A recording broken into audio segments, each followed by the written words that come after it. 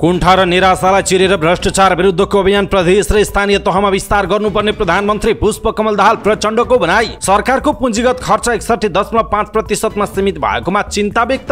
धरानमा कानुन विपरीतका क्रियाकलाप हुँदा सरकार मुखदर्शक बनेको राष्ट्रिय प्रजातन्त्र पार्टीका अध्यक्ष राजेन्द्र लिङदेनको धारणा। किराँत धर्ममा जीवजन्तुको बलि निषेध रहेको राजेन्द्र लिङदेनको स्पष्टोक्ति। एमालेमा कसैको गुट छैन, गलत प्रचार भयो भन्दै नेकपा एमालेकी केन्द्रीय सचिव पद्मा अर्यालको दावी। राष्ट्रिय स्वतन्त्र पार्टीका सांसदले उम्मेदवारी फिर्ता लिए। उद्योग समिति सभापतिमा जनमतका अब्दुल खान सर्वसम्मत। गौर हत्याकाण्ड पीडित न्यायका लागि हेग जाने। आम जनता पार्टीका अध्यक्ष प्रभु शाहको चेतावनी। ललिता निवासमा गठबन्धनले ठूलो नेता जोगाएको आरोप। नेपाल भारत चीन अमेरिकाको त्रिपक्षीय द्वन्द्वको भूसामरिक भूमरीमा पर्दैछ भन्दै पूर्व प्रधानमन्त्री डाक्टर बाबुराम भट्टराईको विश्लेषण। केन्द्रमा संसदीय समिति सभापति पाउँदैमा कोशीमा राप्रपाले गठबन्धनलाई साथ नदिने। राप्रपा कोशी प्रदेश संसदीय दलका नेता भक्ति सिटौलाको भनाई। भीम उपाध्यायको विरोधमा चितवनमा र्याली, पूर्णमाया पनि सहभागी। नेपाली कंग्रेसले भदौको 14 गतेदेखि बीपी साहित्य महोत्सव आयोजना गर्ने। नेकपा यस निकट युवा संघमा चर्कियो। विभाजित कम्युनिस्ट पार्टीहरूलाई एक ढिक्का बनाउन महिलाले हस्तक्षेप गर्नुपर्ने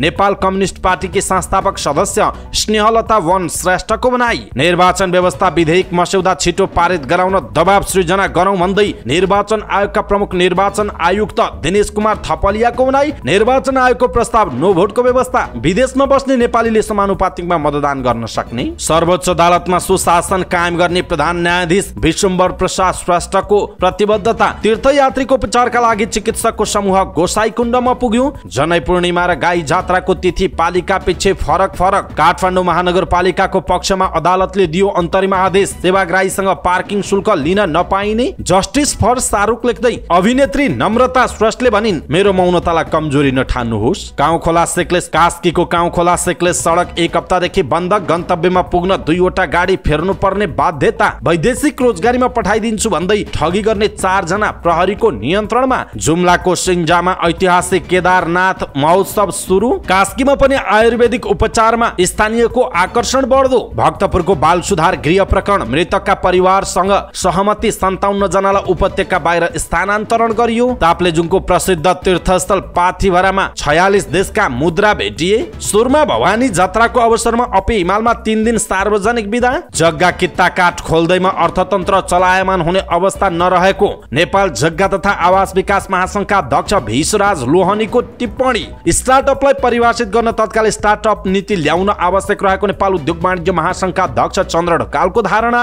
स्टार्टअपलाई व्यवसायमा रूपान्तरण गरी सरकारले उद्यमशीलता प्रवर्धन गर्ने उद्योग मन्त्री रमेश रिजालको टिप्पणी। भदौको 26 गतेदेखि 31 गतेसम्म काठमाडौँको भ्रिकुटी मण्डपमा नाडा अटो शो 2023 हुँदै। भारतीय मालवाहक गाडी रोक लगाउन नेपाल ट्रक यातायात व्यवसायी महासंघको माग। नेप्सेमा सामान्य सुधार देखियो। कारोबार रकम 1 अर्ब भन्दा मुनि। अर्को महिनादेखि फेसबुकले मेसेन्जर लाइट बन्द गर्ने। भारतसँग मंगल ग्रह र शुक्र ग्रहमा पनि पुग्न सक्ने सामर्थ्य रहेको इसरोको दावी। युद्ध सुरु भए यता पहिलो पटक राजधानी बाहिरको भ्रमणमा निस्किए सुडानी सशस्त्र बलका जनरल कमान्डर बुरहान। नाइल नदीको बाँधको विवाद। इजिप्ट, इथियोपिया र सुडान बीच पुनः वार्ता सुरु। एसिया कपमा देशको भरोसा सन्दीप लामिछानेमाथि रहेको टंकलाल घिसिङको टिप्पणी। र बार्सा र भिल्ला रियलको खेलमा 7 गोल। बार्सिलोना विजयी। दर्शक महानुभाव नमस्कार। समाचारपाटी.com को न्यूज बुलेटिनमा यहाँलाई हार्दिक स्वागत छ। म प्रहलाद चन्द्र घिमिरे। सदाको चाहिँ आज पनि हामी उपस्थित भएका छौँ आजका मुख्य समाचार, ब्रेकिङ न्यूज अपडेट लगायत तपाईलाई काम लाग्ने हेर्नै पर्ने महत्त्वपूर्ण समाचारहरू लिएर। हाम्रो मेहनतका लागि यो भिडियोमा एउटा लाइक अवश्य गर्नुहोला। दर्शक महानुभाव पलपलको न्यूज अपडेट हेर्नका लागि हाम्रो च्यानललाई तपाईले अहिलेसम्म सब्स्क्राइब गर्नु भएको छैन भने कृपया सब्स्क्राइब गर्नुहोस्। अनि नजिकै आउने बेल आइकनलाई क्लिक गर्नुहोला। दैनिक रूपमा हेर्नुहुन्छ भने रेगुलर भनेर लेख्नुहोला। आज पहिलो चोटि हेर्दै हुनुहुन्छ भने फर्स्ट टाइम भनेर लेखिदिनु होला। देशभित्र हुनुहुन्छ भने आफू रहेको गाउँ सहर जिल्लाको नाम लेख्नु होला। विदेशमा हुनुहुन्छ भने कुन देशबाट हामीलाई हेरिरहनु भएको छ त्यो कुरा तलको कमेन्ट बक्समा कमेन्ट गर्नु होला। आउनुहोस् दर्शक महानुभाव आजका मुख्य समाचारहरू सुरु गरौँ। कुण्ठा र निराशालाई चिरेर भ्रष्टाचार विरुद्धको अभियान प्रदेश र स्थानीय तहसम्म विस्तार गर्नुपर्ने प्रधानमन्त्री प्रचण्डको भनाइको प्रसङ्गबाट। प्रधानमन्त्री तथा राष्ट्रिय विकास समस्या समाधान समितिका अध्यक्ष पुष्पकमल दाहाल प्रचण्डले भ्रष्टाचार निवारण र सुशासन कायम गर्ने जिम्मेवारी केन्द्र सरकारको मात्र नभएर सिङ्गो देशको एजेन्डा भएकाले प्रदेश स्थानीय तहले समेत सुशासन कायम गर्ने अभियान सञ्चालन गर्नुपर्ने बताउनु भएको छ। सिंहदरबारमा आयोजित राष्ट्रिय विकास समस्या समाधान समितिको 51औं बैठकलाई सम्बोधन गर्दै संघीय सरकारले प्रारम्भ गरेको भ्रष्टाचार निवारण र सुशासन स्थापित गर्न चालेको कदम प्रदेश र स्थानीय तहमा समेत विस्तारित गर्दै दण्ड र पुरस्कारको प्रणालीलाई स्थापित गर्न, राम्रो काम गर्नेहरूलाई प्रोत्साहित गर्न र आम समुदायमा आशाको रक्त सञ्चार गर्न आवश्यक भएको बताउनु भएको छ। उहाँले भन्नुभयो कुण्ठा र निराशालाई चिरेर देशमा आशाको नयाँ परिस्थिति निर्माण गर्न सकिन्छ, यसतर्फ गम्भीर रूपमा ध्यान दिन समेत म विशेष अनुरोध गर्दछु उहाँको भनाइ छ। उहाँले सरकारको पुँजीगत खर्च समग्रमा 61.5% सीमित रहनु चिन्ताको विषय भएको उल्लेख गर्नु भएको छ। समग्र पुँजीगत खर्च सन्तोषजनक नभए तापनि मन्त्रालयगत र आयोजनागत रूपमा हेर्दा केही मन्त्रालय र केही राष्ट्रिय गौरवका आयोजनाहरूले तुलनात्मक रूपमा राम्रो गरेको अवस्था रहेको उहाँले उल्लेख गर्नुभयो। राष्ट्रिय प्रजातन्त्र पार्टीका अध्यक्ष राजेन्द्र लिङदेनले नेपालको सनातन धर्म संस्कृतिमाथि निरन्तर प्रहार भइरहेकोमा चिन्ता व्यक्त गर्नुभएको छ।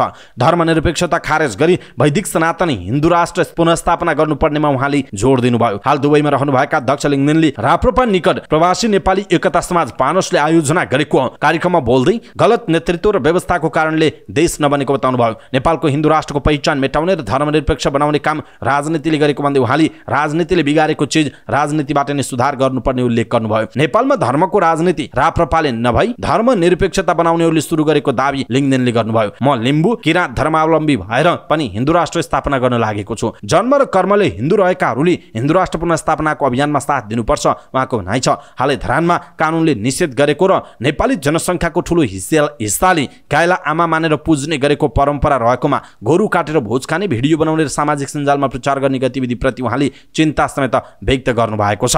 कानुन विपरीतका गतिविधि भइरहँदा सरकार मुखदर्शक बन्नु आश्चर्यको विषय भएको उहाँले बताउनुभयो। देशमा जुन स्थिति सृजना भएको छ यसमा धर्मनिरपेक्ष बनाउनेहरू जिम्मेवार छन्। लिङदेनले भन्नुभयो नेपाली जनताको तागतबाट एक थोपा रगत नबगाई हिन्दू राष्ट्र स्थापना गर्न सकिन्छ उहाँको भनाइरहेको छ। यसैबीच राप्रपा अध्यक्ष लिङदेनले किराँतको मनधुम अनुसार जीव जन्तुको बलि चढाउने चलन नभएको बताउनु भएको छ। उहाँले सामाजिक सञ्जाल फेसबुकमा स्टाटस लेख्दै केही गैर लिम्बू जनजातिहरूले किराँत मनधुम अनुसार लिम्बूहरूले गाई गोरुको बलि चढाउने चलन रहेको भन्दै गरेको प्रचारप्रति दुःख व्यक्त गर्दै लिङदेनले यस्तो बताउनुभयो। उहाँले लेख्नुभयो किराँत धर्म सामाजिक मनधुममा गाई गोरुको त के कुरा, किरा फट्याङ्ग्रा कुखुरा परेवा हाँस भेडा बाख्रा राँगा भैँसी वा कुनै पनि जीव जन्तुको हत्या बलि निषेध गरिएको छ उहाँले भन्नुभएको छ। दर्शक महानुभाव, राप्रपा अध्यक्ष राजेन्द्र लिङदेनको भनाइ तपाईलाई कस्तो लाग्यो आफ्नो कुरा तलको कमेन्ट बक्समा कमेन्ट गर्नुहोला।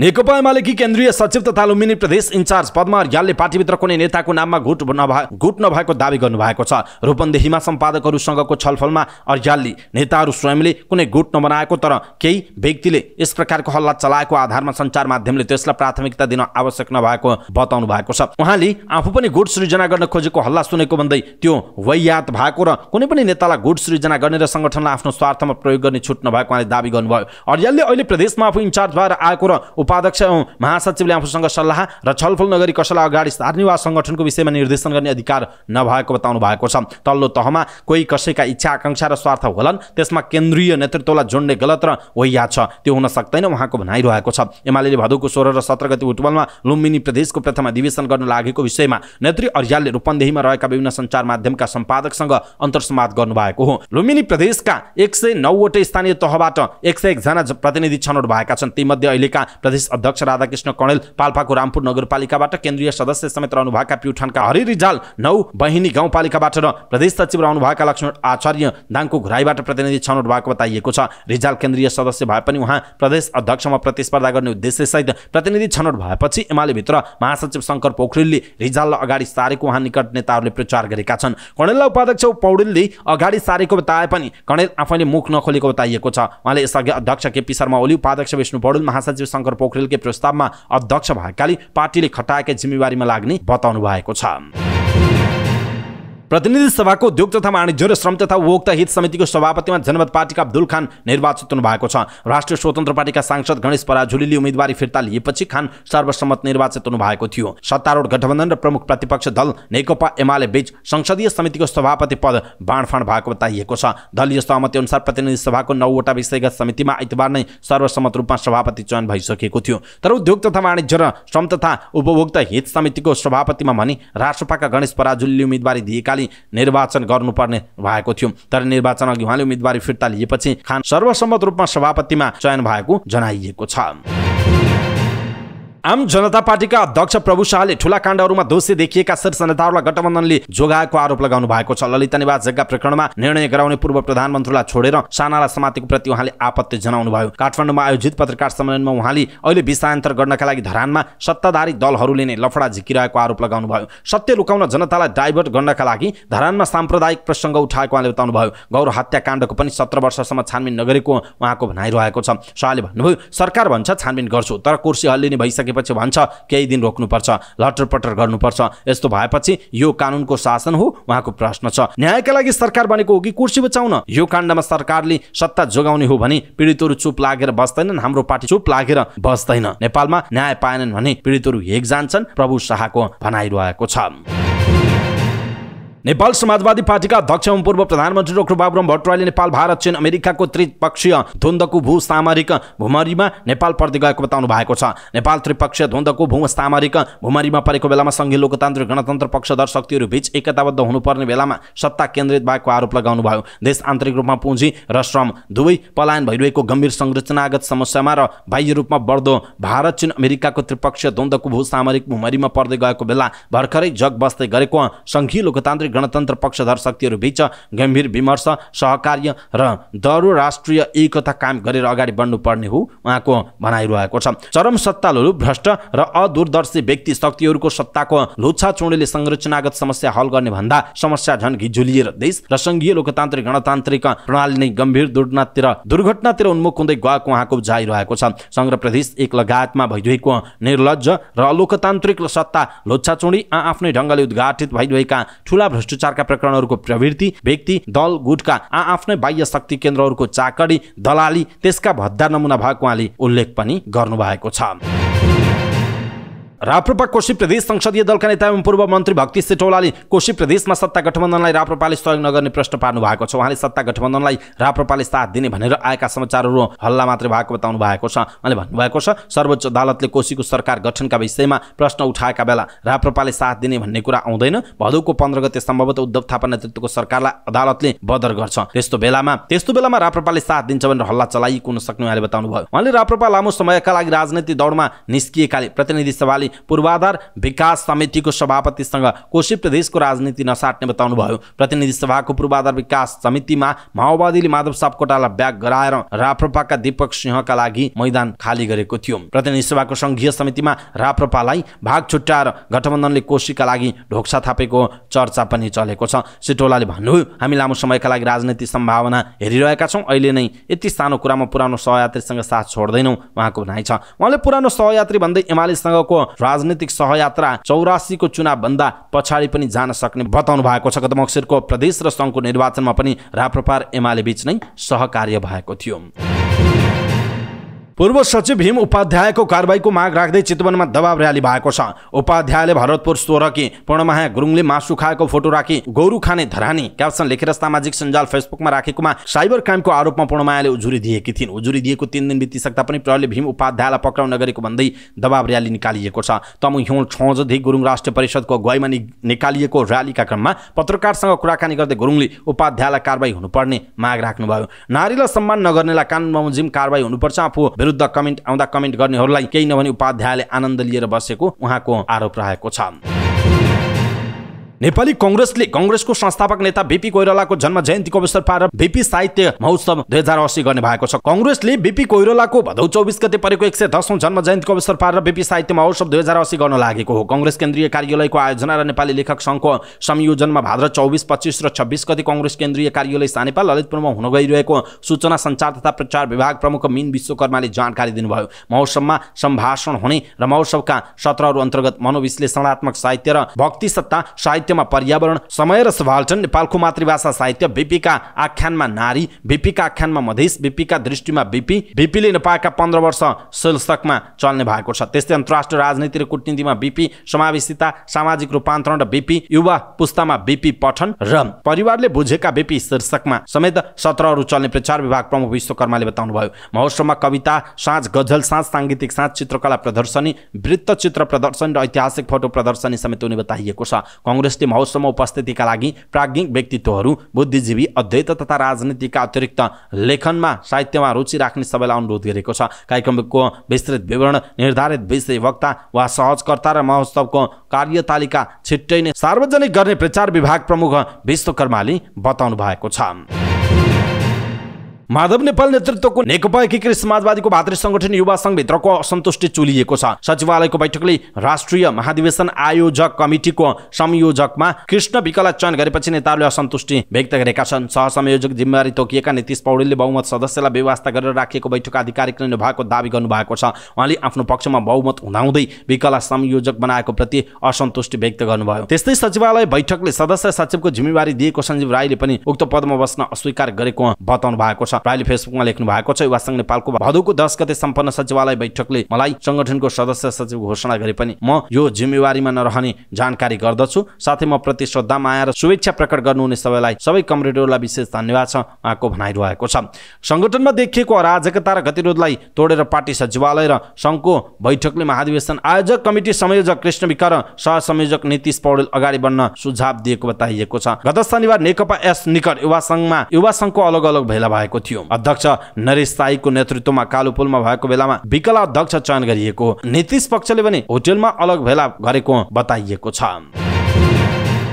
नेपाल कम्युनिस्ट पार्टीका संस्थापक सदस्य स्नेहलता वन श्रेष्ठले कम्युनिस्ट पार्टीहरू एक ढिक्का हुन नसकेको प्रति चिन्ता व्यक्त गर्नुभएको छ। आफ्नो 92औं जन्म जयन्ती मनाउन पुग्नु भएका नेत्रीहरूसँग उहाँले कम्युनिस्टहरू फुटेकोमा चिन्ता व्यक्त गर्नुभयो। 2004 सालमा नागरिक अधिकारका लागि जुलुस निकाल्दा 2 हप्ता कस्टडीमा समेत पर्नु भएका नेत्री स्नेहलताले विगतको कम्युनिस्ट आन्दोलनको स्मरण गर्दै कम्युनिस्टहरू पार्टीहरू फुट्दा आफूहरू धेरै दुखी नभएको समेत बताउनु भएको छ। उहाँले कम्युनिस्ट एकताका लागि अग्रणी भूमिका निभाउन नेत्रीहरूलाई सुझाव दिनुभयो। उहाँले राष्ट्रियताको सवालमा दिल्ली सम्झौताको विरोध गर्दै 2008 सालमा एयरपोर्टमा कालो झण्डा देखाउँदा महिलाहरू गिरफ्तार भएको घटनाको सम्झनामा एयरपोर्टमा महिला गेट बनाउनु पर्ने माग गर्नुभएको छ। नेपालको कम्युनिस्ट आन्दोलनकी अग्रणी व्यक्तित्वको रूपमा परिचित नेत्री स्नेहलताले नेपालका कम्युनिस्टहरू एक भएर अगाडि बढे मात्रै देश विकास सम्भव रहेको बताउनु भएको छ। प्रमुख निर्वाचन आयुक्त दिनेश कुमार थपलियाले निर्वाचन व्यवस्थापन विधेयकको मस्यौदा छिटो पारित गर्न दबाव सृजना गर्नुपर्ने बताउनु भएको छ। नागरिकको आवाज निर्वाचन मार्फत मुखरित हुने गरी आयोगले सो विधेयकको मस्यौदा तयार पारी सरकार समक्ष पेश गरेकाले त्यसलाई सदनबाट पारित गराउन आयोगले सम्बन्धित पक्षको दबावको अपेक्षा गरिएको बताउनुभयो। निर्वाचन आयोगले काठमाडौँमा गरेको छलफलमा उहाँले सो विधेयकको मस्यौदामाथि आम बहसको विषय बनाउनका लागि हस्तक्षेपकारी भूमिका निर्वाह गर्न सञ्चारकर्मी सहित सम्बन्धित सबै पक्षलाई आग्रह समेत गर्नुभयो। आयोगको ध्येय सो कानुन निर्माण गरी 2084 सालको निर्वाचनलाई कसरी राम्रो निर्वाचन गर्न सकिन्छ भन्नेतर्फ केन्द्रित रहेकाले त्यसमा आयोगलाई सञ्चारकर्मीहरूले पनि सहयोग गर्नुपर्ने प्रमुख निर्वाचन आयुक्त थपलियाको भनाइ छ। उहाँले निर्वाचन व्यवस्था सम्बन्धी सो कानुनको मस्यौदा सरकारले छिट्टै संसदमा पेश गर्ने विश्वास व्यक्त गर्दै सो मस्यौदा जस्ताको त्यस्तै पारित भई नेपालको निर्वाचन सुधारको क्षेत्रमा अग्रगामी कदम हुने जिकिर समेत गर्नुभएको छ। मस्यौदामा भोट हाल्दिन भन्ने नागरिकको अधिकारलाई पनि सुनिश्चित हुने गरी मतपत्रमै भोट हाल्दिन भन्ने संकेत सहितको चुनाव चिन्ह पनि समावेश गर्ने प्रस्ताव गरिएको पनि प्रमुख निर्वाचन आयुक्त थपलियाले बताउनुभयो। उहाँले 50% भन्दा बढी मतदाताले कुनै पनि उम्मेदवारलाई मत हाल्दिन भन्ने चिन्हमा मत हाले उसको उम्मेदवारी स्वतः रद्द हुने व्यवस्था पनि सो मस्यौदामा उल्लेख गरिएको र त्यो प्रावधान निर्वाचन सुधारका लागि कोसै ढुङ्गा साबित हुने समेत बताउनु भएको छ। सो विधेयकको मस्यौदामा विदेशमा रहेका नेपालीहरूले पनि सम्बन्धित देशको कूटनीतिक नियोग वा राजदूतावास मार्फत मतदान गर्न पाउने, उपनिर्वाचनहरू जिल्ला निर्वाचन कार्यालयको नेतृत्वमा सम्पन्न गर्ने लगायतका प्रावधान पनि राखिएको उहाँले बताउनु भएको छ। दर्शक महानुभाव, यसप्रति तपाईको धारणा के छ? आफ्नो धारणा तलको कमेन्ट बक्समा कमेन्ट गर्नुहोला। प्रधान न्यायाधीश विश्वम्भर प्रसाद श्रेष्ठले सर्वोच्च अदालतमा सुशासन कायम गर्ने बताउनु भएको छ। सर्वोच्च अदालतमा स्वचालित पेशी तारिख प्रणालीको शुभारम्भ गर्दै प्रधान न्यायाधीश श्रेष्ठले सर्वोच्च अदालतमा सुशासन कायम गर्ने बताउनुभयो। उहाँले अदालतका सबै काम कारबाहीहरूलाई प्रविधि मैत्री बनाएर सुशासन कायम गर्ने बताउनु भएको हो। उहाँले अदालतमा स्वचालित पेशी तारिख प्रणाली लागू भएसँगै कर्मचारीहरूले उच्च मनोबलका साथ काम गर्न सक्ने बताउनुभयो। स्वचालित प्रणालीले कर्मचारी र सेवाग्राहीहरूलाई निश्चिन्तता हुने पनि बताउनु भएको छ। उहाँले अदालतको काम कारबाहीमा सुधारको प्रक्रिया अगाडि बढेको भन्दै अझै सुधार हुँदै जाने बताउनु भएको छ। रसुवा जिल्लाको उत्तरी क्षेत्रमा अवस्थित प्रसिद्ध धार्मिक तीर्थस्थल गोसाईकुण्डमा जनै पूर्णिमा मेलामा पुगेका तीर्थयात्रीको उपचारका लागि विशेषज्ञ चिकित्सक सहितको टोली गोसाईकुण्ड पुगेको छ। बागमती प्रदेश पर्यटन तथा सहकारी मन्त्रालय र हिमालय उद्धार सङ्घ काठमाडौँको सहकार्यमा गोसाईकुण्डमा मेला भर्न गएका तीर्थयात्रीलाई लिक लाग्ने लगायत विभिन्न समस्याको उपचारका लागि 7 जनाको डाक्टर समूह गोसाईकुण्ड पुगेको बताइएको छ। सङ्घका प्रमुख कार्यकारी अधिकृत CEO गोविन्द बस्यालले डाक्टर निशान्त जोशीको संयोजकत्वमा माउन्टेन मेडिसिन सोसाइटीका 7 जना चिकित्सक गोसाईकुण्ड पुगेको जानकारी दिनुभयो। डाक्टर जोशीले हिमालय उद्धार सङ्घको सोलुखुम्बु स्थित फेरिचे स्वास्थ्य चौकीमा उनीहरूले काम गरिरहेको जनाइएको छ। समूहले 10 दिन उक्त क्षेत्रमा सेवा दिने बताइएको छ। सङ्घले सन् 1997 देखि गोसाईकुण्डमा डाक्टरको समूह पठाएर निःशुल्क सेवा प्रदान गर्दै आएको सङ्घका अध्यक्ष डमर पराजुलीले जानकारी दिनुभयो। स्थानीय तह तथा विभिन्न सांस्कृतिक संस्थाले यस वर्षको रक्षाबन्धन जनै पूर्णिमा एवं गाई जात्रा पर्व फरक फरक दिनमा मनाउने निर्णय सार्वजनिक गर्न थालेका छन्। काठमाडौँ उपत्यकाभित्रका स्थानीय तह तथा सांस्कृतिक संस्थाले रक्षाबन्धन जनै पूर्णिमा एवं गाई जात्रा पर्व फरक फरक दिनमा मनाउने निर्णय सार्वजनिक गरेका हुन्। नेपाल पञ्चाङ्ग निर्णायक विकास समितिले पूर्व स्वीकृति दिएको पात्रो पञ्चाङ्गमा रक्षाबन्धन जनै पूर्णिमा र गाई जात्रा पर्व भदौ 14 गते बिहिबार पर्ने उल्लेख गरिएको जनाइएको छ। यस वर्ष तिथिको गडबडका कारण 2 दिन पर्ने पर्व एकै परेको समितिका सदस्य एवं धर्मशास्त्रविद प्राध्यापक डाक्टर देवमणि भट्टराईले जानकारी दिनुभयो। उहाँका अनुसार रक्षाबन्धन एवं जनै पूर्णिमा पर्व श्रावण शुक्ल पूर्णिमाका दिन मनाइन्छ। पूर्णिमा तिथि रहेका बेला सूर्योदय भएको दिन रक्षाबन्धन एवं जनै पूर्णिमा पर्व मनाउनु पर्ने भएकाले भदौ 14 गतेलाई निर्णय गरिएको प्राध्यापक डाक्टर भट्टराईले बताउनु भएको छ। त्यस्तै गाई जात्रा पर्व भने भाद्र कृष्ण प्रतिपदाका दिन मनाइन्छ। भदौ 14 गते बिहान पूर्णिमा तिथि छ। उहाँले भन्नुभयो सोही दिनको बिहान 7:49 बजेपछि भाद्र कृष्ण प्रतिपदा तिथि लाग्ने भएकाले गाई जात्रा अर्थात् सापारू पर्व पनि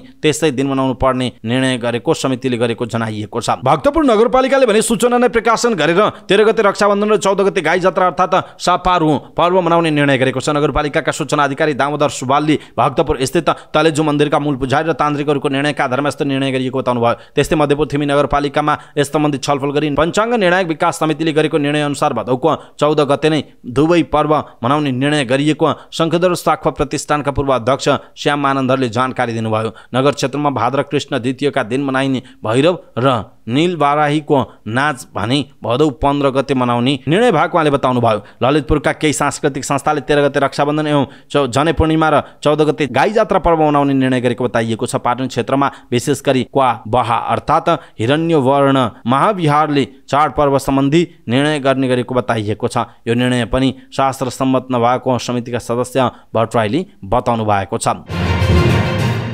काठमाडौँ महानगरपालिकाले गरेको सेवाग्राहीसँग पार्किङ शुल्क लिन नपाउने निर्णय कार्यान्वयन हुने भएको छ। महानगरको पक्षमा उच्च अदालत पाटनले अन्तरिम आदेश दिएसँगै कार्यान्वयनको बाटो खुलासा भएको हो। काठमाडौँ महानगरपालिकाको बहुतलीय आवासीय एवं व्यावसायिक भवनहरूमा सवारी साधन पार्किङ गर्दा सेवाग्राहीहरूमा शुल्क लिन नपाउने निर्णय गरेको छ। तर त्यस विरुद्ध कम्प्लेक्स डेभलपर लिजर एसोसिएसनले महानगर विरुद्ध उच्च अदालत पाटनमा रिट दर्ता गरेको थियो। त्यो रिटमाथि 22 साउनमा सुनवाई गर्दै न्यायाधीश राजेन्द्र खरेलको एकल इजलासले काठमाडौँ महानगरपालिकासँग लिखित जवाफ माग गरेको थियो। अदालतले साउन 30 गतेसम्म अदालतले आदेश पनि दिएको थियो। उक्त आदेशमा 30 साउनमा दुवै पक्षलाई अन्तरिम आदेशका लागि छलफलमा बोलाइएको जनाइएको छ।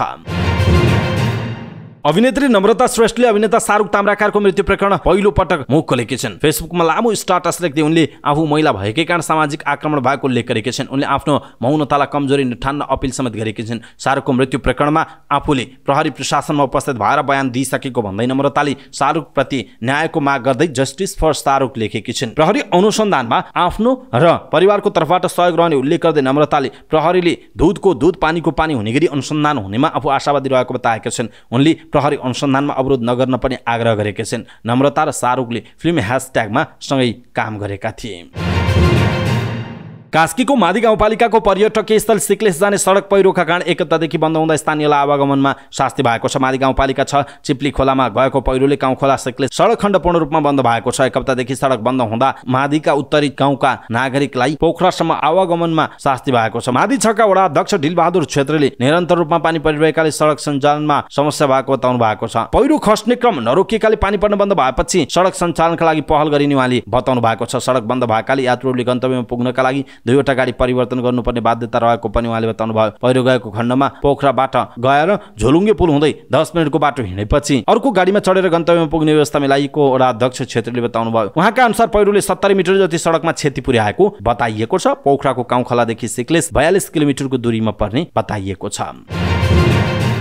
काठमाडौँ उपत्यका अपराध अनुसन्धान कार्यालयको टोलीले वैदेशिक रोजगारीका लागि विभिन्न मुलुक पठाइदिने भन्दै रकम ठगी गरेका अभियोगमा 4 जनालाई विभिन्न स्थानबाट पक्राउ गरी सार्वजनिक गरेको छ। पक्राउ पर्नेमा नवलपरासी देवचुली नगरपालिका 8 घरभई, काठमाडौँको टोखा नगरपालिका 3 बस्ने 30 वर्षीय समीर आलिमगर, रामेछाप उमाकुण्ड गाउँपालिका 1 घरभई, काठमाडौँ कागेश्वरी मनोहरा नगरपालिका 8 गोठाटार बस्ने 35 वर्षीय शर्मिला सुनवार, सल्लान कपुरकोट गाउँपालिका 3 घरभई, भक्तपुर सूर्य विनायक नगरपालिका 1 बस्ने 51 वर्षीय जगत बहादुर खड्का र कास्की पोखरा महानगरपालिका घर भई, ललितपुर 14 नक्खीपोट बस्ने 40 वर्षीय तारा गुरुङ रहेको काठमाडौँ उपत्यका अपराध अनुसन्धान कार्यालयका प्रवक्ता तथा प्रहरी उपरीक्षक मिलन केसीले जानकारी दिनुभयो। उहाँका अनुसार पक्राउ परेका मध्ये 2 मगरले 2 जनालाई क्यानाडा पठाइदिन्छु भनी प्रतिष्ठित मार्केटमा 2 लाख रुपैयाँ तलबमा काम लगाइदिने भन्दै पीडितहरूबाट 5,45,000 रुपैयाँ ठगी गरेको बताइएको छ। त्यस्तै सुनवारले 1 जनालाई क्रोएसिया पठाई फुड प्याकिङमा मासिक 1 लाख रुपैयाँ तलबमा काम लगाइदिने भन्दै पीडितबाट पटक पटक गरी 2 लाख रकम ठगी गरेको बताइएको छ। त्यस्तै खड्काले 1 जनालाई कुवेत पठाई बाइक राइडरमा मासिक 50,000 रुपैयाँ तलबमा काम लगाइदिने भन्दै पीडितबाट पटक पटक गरी 1,94,000 रुपैयाँ ठगी गरेको आरोपमा पक्राउ गरिएको। यसैगरी गुरुङले 1 जनालाई नेदरल्यान्ड पठाई सुपर मार्केटमा मासिक 1 लाख रुपैयाँ तलबमा काम लगाइदिने भन्दै प्रलोभनमा पारी पीडितबाट पटक पटक गरी 3,45,000 रुपैयाँ ठगी गरेको आरोपमा पक्राउ गरिएको बताइएको छ। पक्राउ परेकालाई थप अनुसन्धान तथा कारबाहीका लागि वैदेशिक रोजगार विभाग ताचाल पठाइएको प्रवक्ता तथा प्रहरी उपरीक्षक केसीले बताउनु भएको छ। जुम्लाको सिन्जामा ऐतिहासिक केदारनाथ महोत्सव सुरु भएको छ। महोत्सवको आयोजना सिन्जा गाउँपालिकाले गरेको हो। सिन्जा गाउँपालिकाले वडा नम्बर 4 मा रहेको केदारनाथको बौद्धबुद्धिमा महोत्सव सुरु गरेको हो। महोत्सवको उद्घाटन कर्णाली प्रदेश सरकारका उद्योग पर्यटन वन तथा वातावरण मन्त्री कृष्ण कुमार भिसीले गर्नुभयो। मन्त्री भिसीले सिन्जाको केदारनाथको भूगोलमा आएर अवलोकन गर्न पाउँदा आफूलाई खुसी लागेको बताउँदै कर्णाली सरकारले यहाँको धार्मिक पर्यटन प्रवर्धन गर्ने कार्यक्रमलाई प्राथमिकता दिने बताउनुभयो। उहाँले सिन्जाको संस्कृति र इतिहासलाई बचाउन र विश्व सामु पुर्याउन यस क्षेत्रमा पूर्वाधार आवश्यक रहेकोमा जोड दिनुभएको छ। महोत्सवका विशिष्ट अतिथि कर्णाली प्रदेश सरकारका भूमि व्यवस्था तथा कृषि सहकारी मन्त्री भीम प्रकाश शर्माले जुम्लाको उत्पादनले कर्णालीको पहिचान भइरहेको भन्दै यहाँको रैथाने बाली, मार्सी धान, चिनु, कागुनु, स्याउ, सेमी उत्पादन गुणस्तर भएमा व्यापारको व्यवस्था कर्णाली प्रदेश सरकारले गर्ने पनि बताउनु भएको छ। कास्कीमा आयुर्वेदिक उपचारमा आकर्षण बढेको पाइएको छ। गण्डकी आयुर्वेद औषधालय एवं जिल्लाभित्र सञ्चालनमा आएका नागरिक आरोग्य सेवा केन्द्रहरूमा सेवा लिने बिरामीको संख्या वर्ष नै बढ्दै गएको गण्डकी आयुर्वेद औषधालय लेखनाथका प्रमुख डाक्टर कुमार कासुलाले जानकारी दिनुभयो। पछिल्लो 3 वर्षमा 66,000 भन्दा बढी बिरामीले बहिरङ्ग सेवा अन्तर्गत आयुर्वेदिक उपचार लिएको बताइएको छ। यस उपचार सेवाका अतिरिक्त मातृ शिशु सुरक्षार्थ पोषण, ज्येष्ठ नागरिक आरोग्य सेवा, विद्यालय आयुर्वेद तथा योग शिक्षा, पञ्चकर्म र पूर्वकर्म, छारसूत्र सेवा, प्रयोगशाला सेवा आदिका माध्यमबाट सेवा प्रदान गरिएको उहाँले बताउनुभयो। अन्य उपचार भन्दा कम खर्चिलो र आयुर्वेदिक औषधिले अन्यभन्दा स्वास्थ्यमा कम हानि गर्ने विश्वाससँगै यसतर्फ आकर्षण बढ्दै गएको बताइएको छ। विशेष गरी ग्यास्ट्रिक, हाड जोड्ने तथा नसाको दुखाइ, पाइल्स, रुगाखोकी, ज्वरो लगायतका स्वास्थ्य समस्या लिएर बिरामी आउने गरेको उहाँको भनाइरहेको छ। भक्तपुरको मध्यपुर थिमी नगरपालिका 2 सानो छिमेकीको बाल सुधार गृहमा रहेका एक युवकको ज्यान गएको घटनामा मृतकका परिवारसँग सहमति भएको छ। गएको 3 गते ज्यान गएको घटनामा जिल्ला प्रशासन कार्यालय भक्तपुरमा सहमति भएको हो। रामेछापको मन्थली नगरपालिका 3 कठजोरका 18 वर्षीय कमल बस्नेतको ज्वरोले थलिएको अवस्थामा समयमा उपचार नपाउँदा भदौ 3 गते बिहान ज्यान गएपछि मृतकका आफन्त र परिवारले क्षतिपूर्तिको माग गर्दै शव उठाएका थिएनन्। घटना लगत्तै मृतकका आफन्तले बाल सुधार गृह अगाडि नाराबाजी गरी तोडफोड गरेपछि तनावग्रस्त भएको थियो। भदौ 4 गते 221 जना बन्दी फरार भएका थिए। सबको परीक्षण गरी आवश्यक प्रक्रिया पूरा गर्ने सहमति भएको भक्तपुरका प्रमुख जिल्ला अधिकारी खगेन्द्र प्रसाद रिजालले जानकारी दिनुभयो। मृतक परिवारले 10 लाख रुपैयाँ क्षतिपूर्ति एवं राहतको रकमको माग गर्दै आएका थिए। सहमति भएसँगै मृतक बस्नेतको शिक्षण अस्पताल महाराजगञ्जमा सब परीक्षण गर्ने र दाह संस्कार हुने बताइएको छ। त्यसैगरी बाल सुधार गृहमा रहेका 57 जनालाई कारागार विभागले उपत्यका बाहिरका सुधार गृहमा स्थानान्तरण गरेको जनाइएको छ। ताप्लेजुङको प्रसिद्ध तीर्थस्थल पाथिवारा मन्दिरमा 46 देशका मुद्रा भेटिएका छन्। 3794 मिटरको उचाइमा रहेको पाथिवारामा तीर्थयात्रीहरूले चढाएका 46 देशका मुद्रा भेटिएका हुन्। पाथिवारा क्षेत्र विकास समितिले आइतबार पत्रकार सम्मेलन मार्फत आर्थिक वर्ष 2079-80 को आय व्यय विवरण सार्वजनिक गर्दै यस्तो जानकारी दिएको हो। समितिका निर्देशक मनमणि काफ्लेका अनुसार अमेरिकी डलर 3319 र कतारी रियल 3952 रहेको बताइएको छ। सबैभन्दा थोरै रोमानियाको मुद्रा 1 रोमानिया लिउ मात्र रहेको निर्देशक काफ्लेले बताउनु भएको छ। छ। त्यसैगरी Saudi Arab, Malaysia, Bhutan, Kuwait, Hong Kong, Korea, Dubai, Bahrain, चीन, जापान, मालदिव्स लगायतका मुद्रा पनि पाथी भारामा चढेको छ। सङ्कलित मुद्रा मध्ये केही धेरै रङ लागेर रातो भएको र केही च्यातिएको भेटिएको बताइएको छ। ती मुद्राहरू सटै गर्न सम्बन्धित निकाला आग्रह समेत गरिएको छ। सम्मेलनमा आर्थिक वर्ष 2079-80 मा 8,59,97,194 रुपैयाँको कारोबार भएको बताइएको छ। कारोबार रकम मध्ये गएको वर्षको साउनदेखि असार मसान्तसम्ममा तीर्थयात्रीहरूले चढाएको भेटीबाट 3,04,62,397 रुपैयाँ जम्मा भएको थियो भने दाताबाट सिधै पाथिभारा मन्दिरको बैंक खातामा 14,54,403 रुपैयाँ जम्मा भएको पाथिभारा क्षेत्र विकास समितिका अध्यक्ष रक्की थेवेले जानकारी दिनुभयो। त्यसैगरी अघिल्लो वर्षको मौजदात 5,03,18,485 रुपैयाँ रहेको पनि सार्वजनिक गरिएको छ। त्यस्तै बेअतर्फ कर्मचारीलाई तलबमा ज्यादादारी सहित 57,54,000, फोहोर व्यवस्थापनमा 87,000 र अन्य गरी 71,86,000 रुपैयाँ खर्च भएको समितिले पत्रकार सम्मेलनमा जानकारी गराएको छ। समितिले आर्थिक वर्ष 2079-80 मा 2,01,448 जनाले पाथिभराको दर्शन गरेको विवरण सार्वजनिक गरेको छ। अघिल्लो आर्थिक वर्ष 2078-79 मा 2,14,000 जनाले पाथिभराको दर्शन गरेका थिए। यस वर्ष अधिक मास परेकाले तीर्थयात्रीको संख्या केही कमी भएको समितिले जनाएको छ। पाथिभारामा पुगेका तीर्थयात्रीबाट उठेको रकम त्यही क्षेत्रको विकासका लागि खर्चने योजना रहेको पत्रकार सम्मेलनमा बताइएको छ। पाथिभाराको माथिल्लो फेदीबाट तीर्थयात्रीहरू हिँड्ने बाटोमा फाइबर ट्रस्ट बनाउनका लागि 3 करोड रुपैयाँको ठेक्का खुलाई काम लगाउने समितिका अध्यक्ष थेवेले बताउनुभयो। त्यसैगरी पाथिभारा मन्दिरका पाटी तथा विभिन्न घरको छानाबाट आएको पानी सङ्कलन गर्न ट्याङ्की निर्माण तथा भएका पानी ट्याङ्कीहरूलाई तारबार गर्ने लगायतका काममा 72 लाख रुपैयाँ खर्च गरिने जनाइएको छ। दार्चुलाको अपी हिमाल गाउँपालिकामा सोमबारदेखि बुधबारसम्म पालिकाभर सरकारी तथा गैर सरकारी कार्यालयहरू लगायत शैक्षिक संस्थाहरूमा सार्वजनिक बिदा छ। पालिकाले सूचना निकालेर गाउँपालिकाको प्रख्यात धार्मिक सुरमा भवानी मन्दिरमा भइरहेको बिरी जात्राको अवसरमा सार्वजनिक बिदा दिने निर्णय गरेको जनाएको छ। देशको सबैभन्दा लामो समयसम्म मनाइने सुरमा भवानीको विधिवत रूपमा जात्रा शनिबारदेखि नै सुरु भएको हो। दार्चुला र बझाङ जिल्लाको सीमा क्षेत्रमा यो जात्रा लाग्ने गरेको छ। बझाङका सिकारीले लखेड्दा सुरमा भवानी सुरमा तालमा विलय भएको मान्यता रहिआएको छ। सुरमा तालमा अपी हिमालको खण्डेश्वरीबाट जाने तीर्थयात्रीले पूजा गरेपछि मात्रै बझाङबाट आउने तीर्थयात्रीले पूजा गर्ने चलन रहेको स्थानीय कमल सिंह धामीले बताउनु भएको छ। सुरमा सरोवर तीर्थ जाने व्रतालु भक्तजनहरूलाई बिरे भनिन्छ। बिरे 2 प्रकारका हुन्छन्। पहिलो पटक सुरमा सरोवर तीर्थ जानेलाई बालो बिरे र पटक पटक गएकालाई बुढो बिरे भनेर भन्ने चलन छ।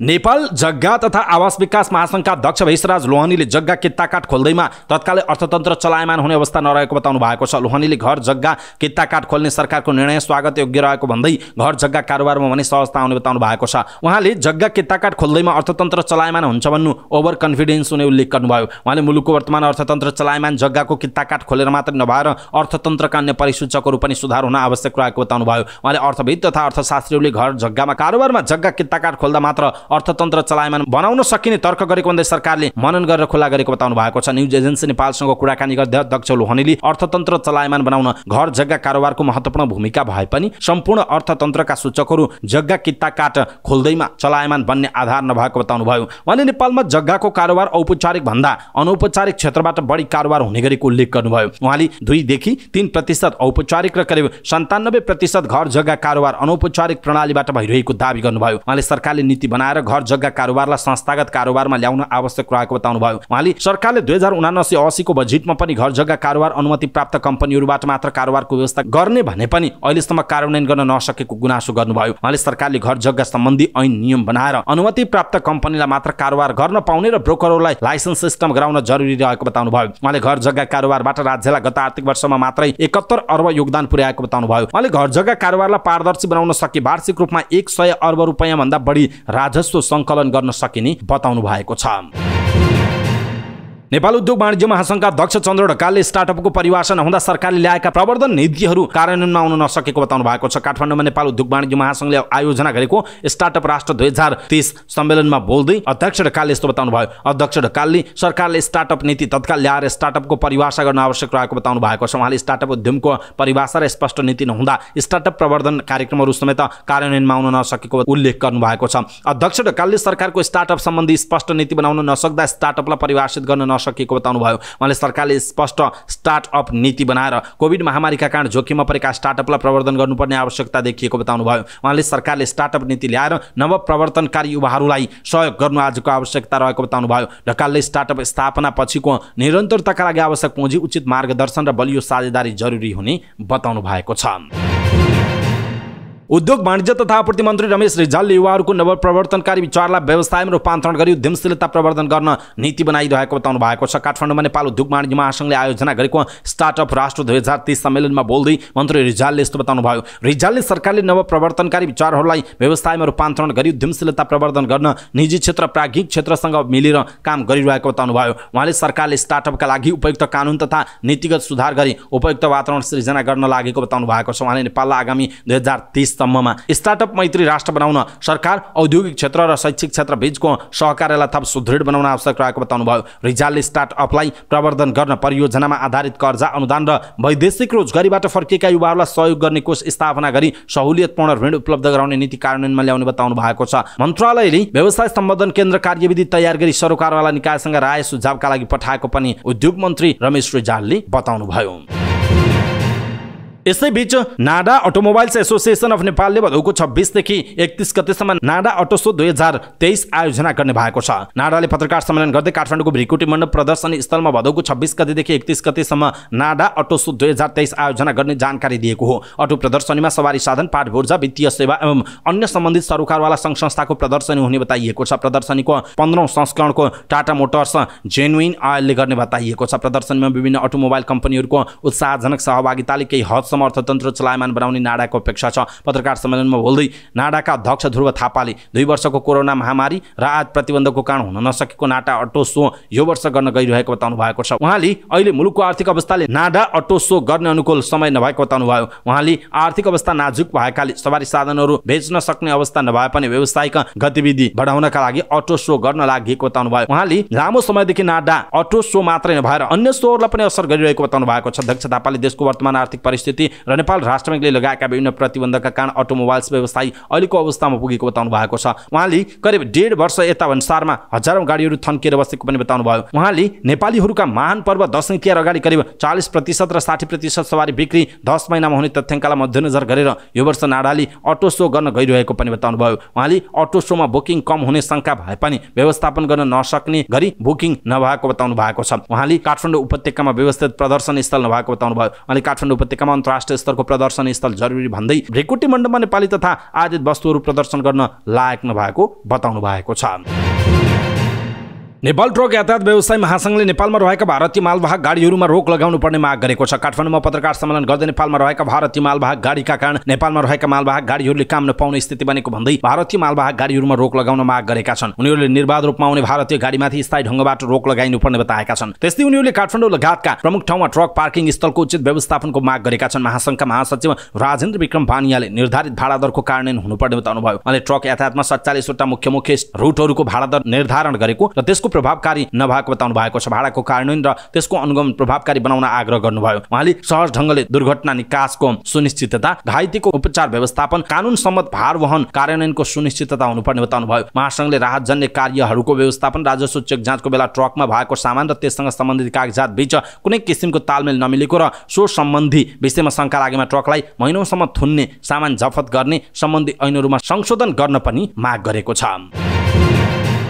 शेयर बजार परिसूचक नेप्सेमा एकल अङ्कको सामान्य वृद्धि भएको छ। साताको दोस्रो कारोबारको दिन सोमबार बजार परिसूचक नेप्से 5.09 अङ्कले वृद्धि हुँदा 1198.48 को बिन्दुमा बन्द भएको छ। गत बिहीबार र आइतबार लगातार कारोबारको दिन गिरावट भएको नेप्से सोमबार भने सामान्य वृद्धि देखिएको हो। हाइड्रो पावर उत्पादनमूलक लघुवित्त र अन्य उपसूचकमा सामान्य गिरावट हुँदा अरू सबै उपसूचक बढेको बताइएको छ। अन्य उपसूचक 0.28% ले गिरावट हुँदा हाइड्रो पावर उपसूचक 0.09% ले गिरावट भयो। होटल तथा पर्यटन उपसूचक 0.81% ले वृद्धि हुँदा विकास बैंक उपसूचक 0.70% र व्यापार उपसूचक 0.65% ले बढेको छ। त्यस्तै बैंकिङ उपसूचक 0.52% ले वृद्धि भएको छ। नेप्सेमा सामान्य सुधार देखिए पनि कारोबार रकममा भने गिरावट भएर 1 अर्बबाट तल झरेको छ। 31,579 वटा कारोबारमा 36,70,731 किता सूचीकृत धितोपत्र किनिबेच हुँदा 98,86,00,000 रुपैयाँको कारोबार भएको छ।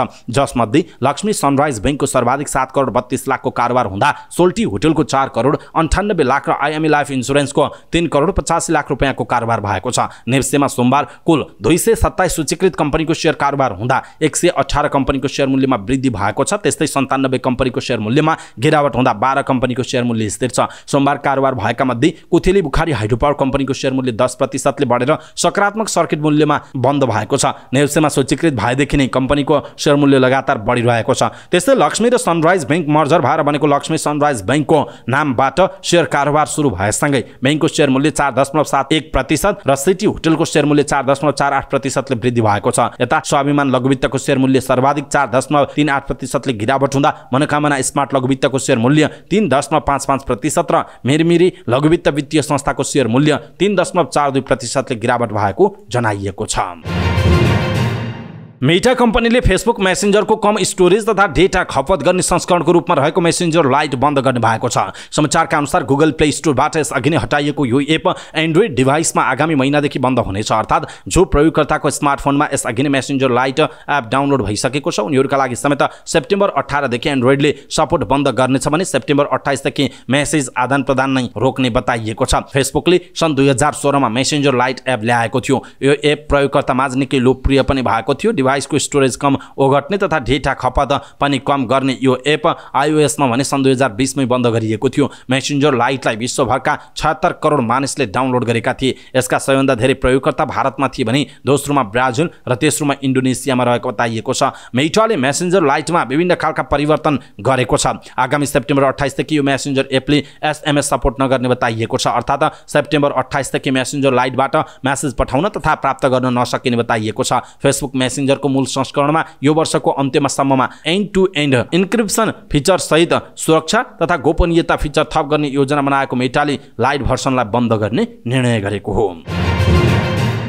भारतीय अन्तरिक्ष अनुसन्धान संगठन इसरोले मंगल र शुक्र ग्रहमा पनि पुग्न सक्ने सामर्थ्य रहेको जनाएको छ। इसरोका अध्यक्ष एस सोमनाथले चन्द्रमा मात्रै नभएर मंगल ग्रह र शुक्र ग्रहको यात्रा गर्न भारत सक्षम रहेको बताएका हुन्। तिरुवनन्तपुरमा भएको एउटा कार्यक्रममा उनले भारतले जुनसुकै ग्रहमा पुग्न सक्ने सामर्थ्य राख्ने दावी गरेका छन्। उनले इसरोको वैज्ञानिकहरूको आत्मविश्वास बढाउन आवश्यक भएको पनि बताएको भारतीय सञ्चार माध्यमले उल्लेख गरेका छन्। सरकार र सरकारको नेतृत्व गरेका प्रधानमन्त्री नरेन्द्र मोदीले प्रस्तुत गरेको लक्ष्य पूरा गर्न इसरो तयार रहेको तर त्यसका लागि थप लगानीको खाँचो रहेको उनको भनाइ छ। इसरोले चन्द्रयान 3 परियोजना पर्याप्त लगानीका बावजुद नै सफलतापूर्वक सम्पन्न गरेको पनि जनाएको छ। यसअघि शनिबार प्रधानमन्त्री नरेन्द्र मोदी इसरो मुख्यालय पुगेका थिए। उनले तेस्रो चन्द्रयान टोलीमा संलग्न इसरोका महिला वैज्ञानिकका साथै अन्य वैज्ञानिकहरूको टोलीलाई भेटेर अबदेखि हरेक वर्ष अगस्त 23 लाई राष्ट्रिय अन्तरिक्ष दिवसको रूपमा मनाइने घोषणा समेत गरेका छन्। गएको बुधबार भारतको चन्द्रयान 3 चन्द्रमाको दक्षिण ध्रुवमा सफलतापूर्वक अवतरण गरेको थियो। चन्द्रमाको दक्षिण ध्रुवमा यान अवतरण गराउने भारत पहिलो देश बन्दै इतिहास रचेको छ।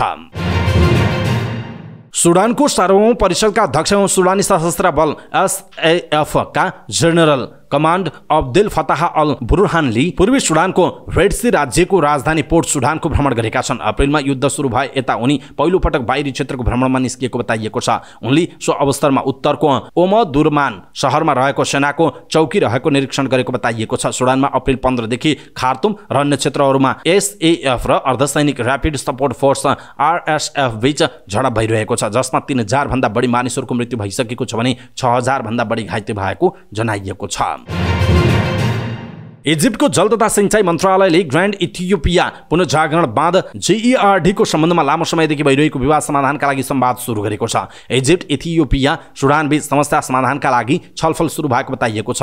इजिप्टका जलस्रोत तथा सिंचाई मन्त्री हानी सेबिलमले इथियोपियाको नाइल नदीको खण्डमा बनेको बाँध सञ्चालन गर्न सहमति हुनुपर्ने जोड दिँदै सम्झौताले तीनवटै देशको हित र चासोलाई ध्यानमा राख्नुपर्ने बताएका हुन्। तीन देशको सहमति बिना बाँध सञ्चालन गर्नु तीन देशले सन् 2015 मा हस्ताक्षर गरेको उल्लङ्घन हुने बताएका छन्। इथियोपियाले इजिप्ट र सुडानको विरोधका बावजुद सन् 2020 मा बाँध सञ्चालन गरेको थियो, जसले अन्ततः 2021 बाट त्रिपक्षीय वार्ता हुन सकेको थिएन। इथियोपियाले सन् 2021 मा यो बाँध परियोजना सुरु गरेको थियो। यसबाट 6000 मेगावाट भन्दा बढी बिजुली उत्पादन गर्ने अपेक्षा गरिएको थियो। Cricketer Sandeep Lamichhane Asia Cup cricket खेल्नका लागि पाकिस्तान प्रस्थान गरेका छन्। बिहान त्रिभुवन अन्तर्राष्ट्रिय विमानस्थल हुँदै उनी पाकिस्तान प्रस्थान गरेका हुन्। उनलाई विदाई गर्न राष्ट्रिय खेलकुद परिषद राखेपका सदस्य सचिव टङ्कलाल घिसिङ विमानस्थल पुग्नु भएको थियो। सो क्रममा सञ्चारकर्मीहरूसँग कुराकानी गर्दै उहाँले एसिया कपमा सम्पूर्ण नेपालीहरूको भरोसा क्रिकेटर लामिछानेमाथि रहेको बताउनुभयो। उहाँले सन्दीपको उपस्थितिसँगै टिम पूर्ण रूपमा बलियो बनेको बताउनु भएको छ। उहाँले सिङ्गो देशले गरेको भरोसा सन्दीपबाट पूरा हुने विश्वास व्यक्त गर्नुभयो। पाकिस्तान उड्नु अघि सञ्चारकर्मीहरूसँग कुराकानी गर्दै क्रिकेटर लामिछानेले अहिले टिम लयमा रहेको भन्दै आफू पाकिस्तान र भारतसँग खेल्न तयार रहेको बताएका छन्। उनले एसिया कपमा राम्रो खेलेर नेपालीको मन जित्ने प्रतिबद्धता जनाएका छन्। उनले पाकिस्तान र भारतसँग क्रिकेट खेल्नु खुसीको कुरा भएको बताएका छन्। क्रिकेटर लामिछाने अब आगामी दिनमा पनि पाकिस्तान र भारतसँग खेल्ने वातावरण बनाइराख्न मेहनत गर्नुपर्ने बताउँछन्। नेपालले एसिया कपमा 30 अगस्टमा पाकिस्तान र सेप्टेम्बर 4 मा भारतसँग प्रतिस्पर्धा गर्दैछ। स्पेनिश लिगमा बार्सिलोना र भिल्लारियल बीचको खेलमा 7 गोल भएको छ। रियलको मैदानमा बार्सिलोना 4-3 गोलले विजयी भएको। बार्सिलोनालाई जिताउनका लागि अन्तिम गोल रोबर्ट लेवान्डोस्कीले गरेका थिए। त्यसको 3 मिनेट अघि फेरान टेरेसले बराबरी गोल फर्काएका थिए। घरेलु टोलीका लागि जुआन फोयथ, अलेक्जेन्डर सोरलोथ र एलेक्स वेइनले गोल गरेका थिए। खेलको सुरुवातमै बार्सिलोनाले जाभी र फ्रेङ्क डी जोङको गोलमा अग्रता बनाएको थियो। बार्सिलोनाले स्पेनिश लिगको सुरुवाती 3 खेलबाट 7 अङ्क जोडेको छ। शीर्ष स्थानको रियल माड्रिड भन्दा बार्सा 2 अङ्कले पछाडि रहेको छ। अवस्था दर्शक महानुभाव समाचारपाटी.com को न्यूज बुलेटिन अहिलेका लागि यति नै। हामीले प्रस्तुत गरेका यी समाचारहरूप्रति तपाईको धारणा के छ? आफ्नो धारणा तलको कमेन्ट बक्समा कमेन्ट गर्नुहोला। हाम्रो मेहनतका लागि यो भिडियोमा एउटा सानो लाइक अवश्य गर्नुहोला। दर्शक महानुभाव पलपलको न्यूज अपडेट हेर्नका लागि हाम्रो च्यानललाई तपाईले अहिलेसम्म सब्स्क्राइब गर्नुभएको छैन भने कृपया सब्स्क्राइब गर्नुहोस् अनि नजिकै आउने बेल आइकनलाई क्लिक गर्नुहोला। समाचारपाटी.com को न्यूज बुलेटिन नेपाली समयअनुसार भोलि बिहान 5 बजे लिएर फेरि हामी उपस्थित हुनेछौँ। पलपलको न्यूज अपडेटका लागि समाचारपाटी.com हेर्दै गर्नुहोस्। नमस्कार।